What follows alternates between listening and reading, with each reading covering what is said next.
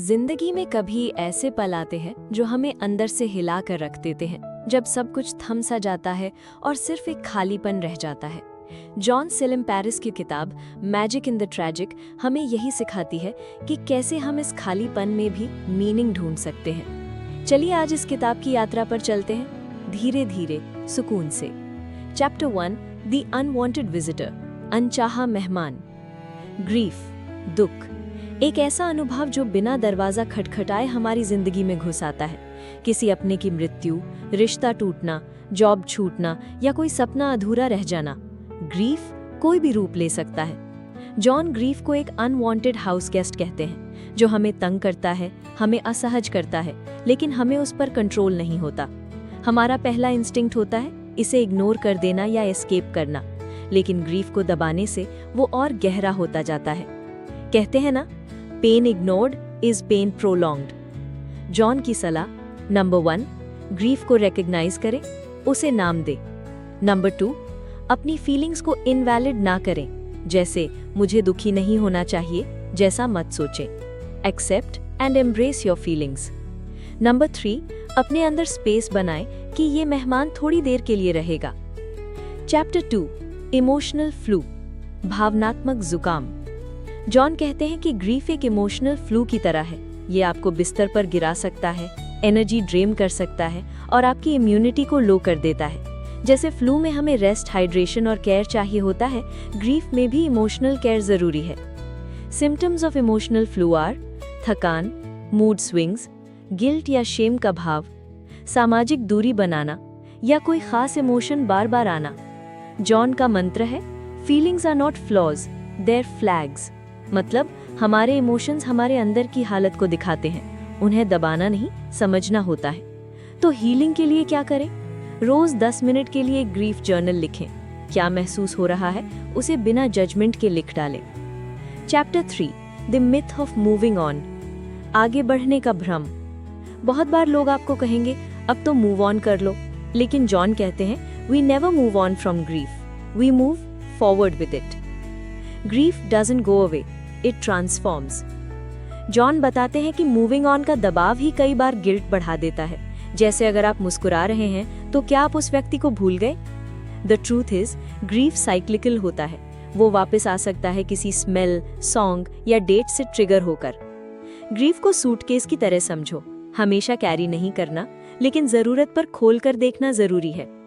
You are not betraying the past by living your life again. Chapter 4, grief is not a problem to solve, दुख कोई समस्या नहीं।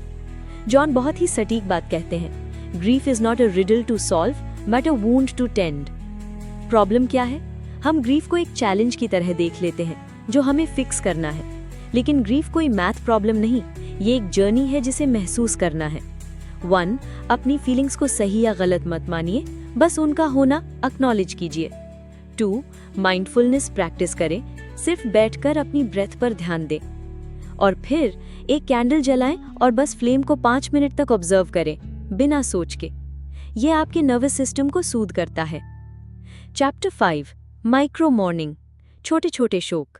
Grief सिर्फ बड़े losses तक सीमित नहीं है। जॉन इंट्रोड्यूस करते हैं माइक्रो मॉर्निंग का आइडिया। वो छोटी छोटी बातें जिनका हमें शोक होता है, दुख होता है, लेकिन हम उन्हें पहचानते नहीं। जैसे किसी दोस्त का बदल जाना, कोई मिस्ड अपॉर्चुनिटी, पुरानी खुद की इमेज का टूटना। इन माइक्रो ग्रीफ्स को अगर एक्नॉलेज नहीं किया जाए तो ये धीरे धीरे एंग्जाइटी या बिटरनेस में बदल सकते हैं। जॉन का समाधान, जब भी कोई छोटी सी हर्टफुल घटना हो, उसे एक वाक्य में लिखो, जैसे today I lost a little piece of trust. ये आपको अवेयरनेस देता है और आपको इमोशनली ऑनेस्ट बनाता है। Chapter 6, the pause between the pain, दर्द के बीच की शांति। हर स्टॉर्म में एक पॉज होता है। जॉन इस पॉज को विंडो ऑफ रिलीफ कहते हैं। जब आप रोने के बाद शांत हो जाते हैं या जब अचानक कोई मेमोरी आपको मुस्कुरा देती है। This is where the magic lives. इन पॉजेज में ही हमें होप की झलक मिलती है। एक मोमेंट रिकॉल कीजिए जब आपने रीसेंट ग्रीफ में भी थोड़ी सी राहत महसूस की हो। उसे याद करें और उसमें फिर से जाएं। इसे बार बार प्रैक्टिस करें। The cracks in the pain are where the light gets in. Chapter 7, the power of storytelling, कहानी सुनाने की ताकत। जॉन कहते हैं, when we speak our pain we soften it. Why stories matter? क्योंकि जब आप किसी को अपने ग्रीफ की कहानी बताते हैं तो पेन स्ट्रक्चर्ड हो जाता है, उसका शेप बनता है और वो अनकंट्रोलेबल नहीं लगता। 2 ways of storytelling. 1. जर्नलिंग, अपनी कहानी खुद को सुनाओ। 2. शेयरिंग, भरोसेमंद दोस्त, थेरेपिस्ट या ग्रुप में शेयर करो। हर किसी से शेयर करना जरूरी नहीं, सिर्फ वहां जहां आप सुरक्षित महसूस करें। Chapter 8, the role of rituals, रिवाजों की भूमिका। जॉन बताते हैं कि ग्रीफ को प्रोसेस करने के लिए रिचुअल जरूरी हैं। ये हमारी साइकोलॉजी को कंफर्ट, कंटिन्यूटी और क्लोजर देते हैं। एग्जाम्पल्स, किसी प्रिय की बरसी पर दिया जलाना, एक खास पेड़ लगाना या एक पर्सनल गुड बाय लेटर लिखना। इवन स्मॉल एक्ट्स काउंट, सुबह एक एफर्मेशन बोलना, कोई सिंबल पहनना, मेडिटेशन करना। रिचुअल्स हमारे दुख को सेक्रेड यानी कि पवित्र बना देते हैं।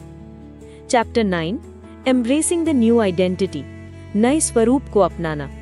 ग्रीफ आपको बदल देता है, आपकी सोच, प्रायोरिटीज, रिश्ते, सब कुछ। ये स्कैरी हो सकता है, लेकिन ट्रांसफॉर्मेशन का ये प्रोसेस जरूरी होता है। Who am I now? John कहते हैं, अपने नए वर्जन से डरिए मत, उसे जानिए, उसे नर्चर कीजिए। इसके लिए आप ये एक्सरसाइज कर सकते हैं। एक पेपर पर लिखिए ओल्ड मी वर्सेस न्यू मी। उसमें अपने बिलीफ्स, हैबिट्स और स्ट्रेंथ्स कंपेयर कीजिए।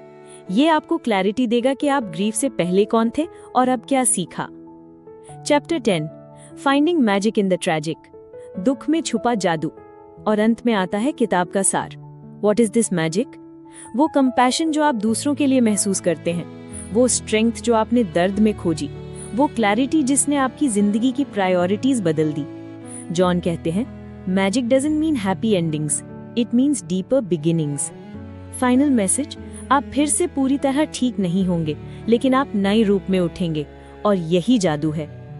दोस्तों, अगर आपकी जिंदगी में भी कोई ट्रैजिक मोमेंट आया है, तो बस याद रखिए, उसमें भी एक छुपा हुआ जादू है।